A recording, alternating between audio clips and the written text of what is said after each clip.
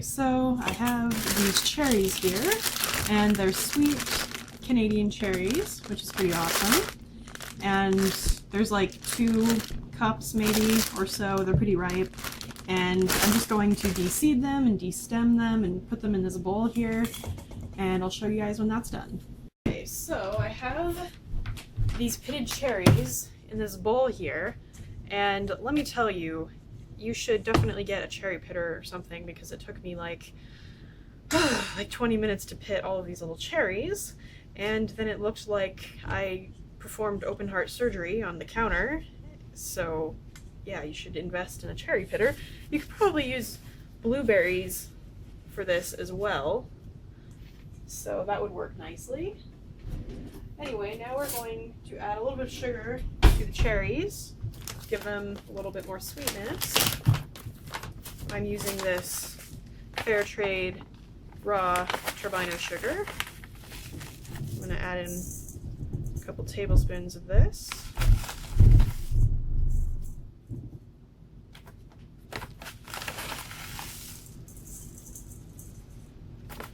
It kind of depends on your taste, how sweet you want it. There's quite a few cherries in here though. We're just going to mix this up.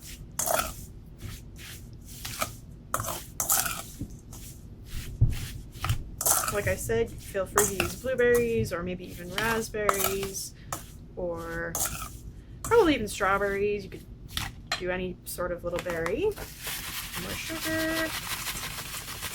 I'm going to add a tiny bit of water just to give it kind of a more liquidy.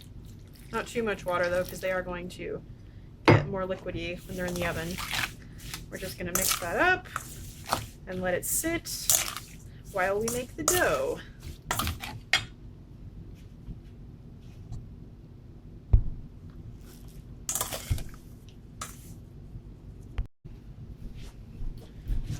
Alright, now we're going to make the dough, and here in this bowl I have about 1.5 cups of all-purpose flour. You could use whole wheat if you want, anything like that. I think you could use gluten-free flour for this, but I've never actually done it, so I'm not certain, so don't take my word for it.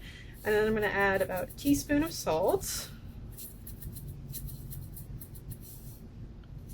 Put that together.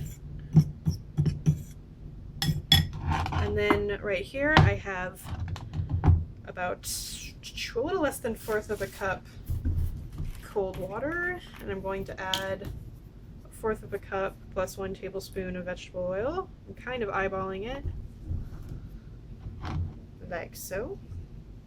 And we're just going to add this into the flour, a little bit at a time. Isn't it cool that you can make pie doughs with oil? I certainly think it's pretty cool, personally.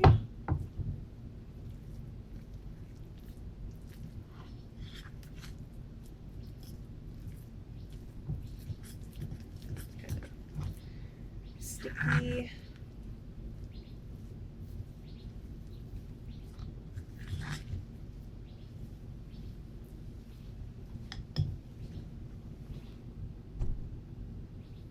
On a floured work surface, and I floured the rolling pin, so I'm just going to roll out the dough now. This makes a really flaky pie crust. You guys should try it. It's amazing. It looks kind of small at first, but once you start rolling it out, it gets a lot bigger, just like a normal pie crust. Just going to keep rolling this little dude out.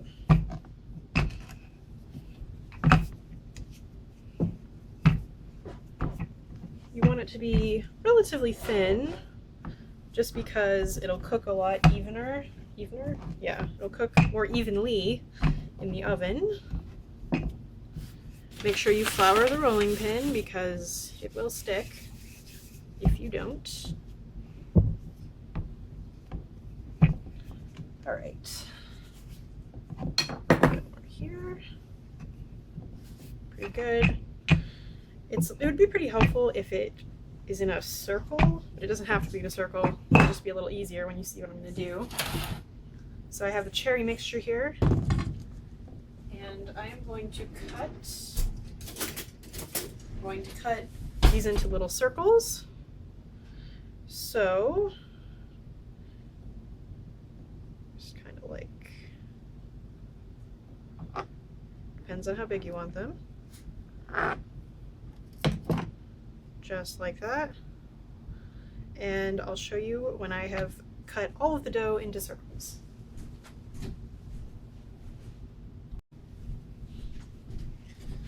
Okay, so I made one, as you can see, this one right here, and let me get some of this cherry juice off. So what you're going to do after you finish cutting them into little circles like this, and feel free to make the circles a lot bigger than this if you want them to be bigger than this size right here, because this is kind of small.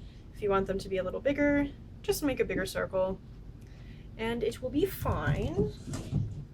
And then what I did to make it was I just put about a tablespoon, maybe a little more, of the cherry mixture into the dough. And we're going to fold it over like that. It's okay if it oozes a little bit. Then we're going to take a fork, press down. Let me flour this.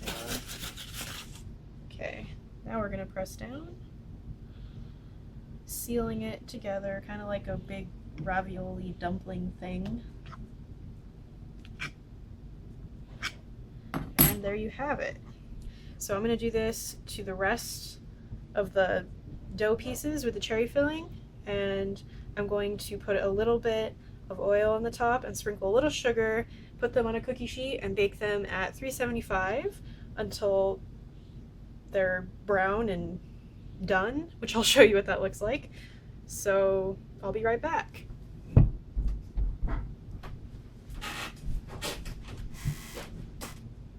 This is what they look like right before I put them in the oven, kind of like little raviolis or something.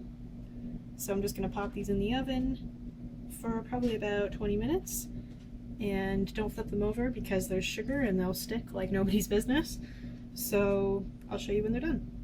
This is what they look like when they're done. They were in for about 20 minutes and they got a little brown on the bottom, so you want to be careful about that. But they only need about 20 minutes. The rest of them are over there. And then they're done. And you can break it open.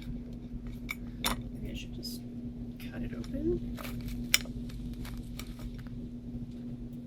so I can show you how flaky they are. There, doesn't that look nice? Yes. Pretty cool. They're very delicious, and like I said, very portable.